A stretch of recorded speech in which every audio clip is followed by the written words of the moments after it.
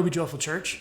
I want to give you a little bit of a preview of this Sunday's message so that you can be preparing. We're again in Matthew 6. We're looking at the prayer that Jesus gives to his disciples that teaches them how to pray.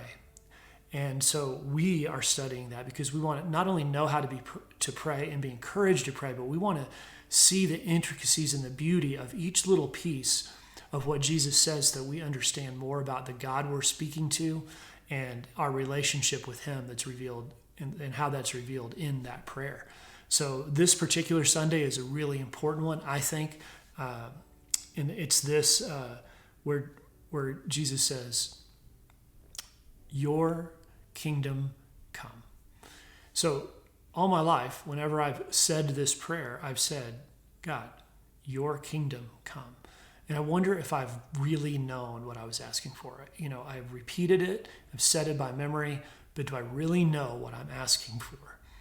So I want to do is just give you three quick perspectives about the kingdom and what it is we're asking for, so that of just these three of many that I'm sharing with you, we might know what it is and then be able to incorporate that sincerely into our prayer.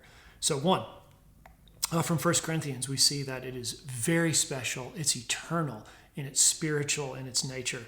So, and Paul says, "I tell you this, brothers, flesh and blood cannot inherit the kingdom."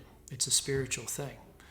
"Nor does the perishable inherit the imperishable." It's it's an eternal thing that we're asking for. We're asking for it now. It's a spiritual thing. It has to do with our souls, with the deepest and most important parts of who we are. Second, it's of immense value. And Jesus over and over in the middle of Matthew says, you've got to understand how important the kingdom of heaven is. And here's one example from 13. It says, "The kingdom of heaven's like a treasure hidden in a field. A man found it, he covered it up. In his joy, he goes and sells all that he has and buys that field." What is there that I have what is there that I would give everything I have for? Everything. That's what this is that I'm asking for when I say, "Lord, your kingdom come."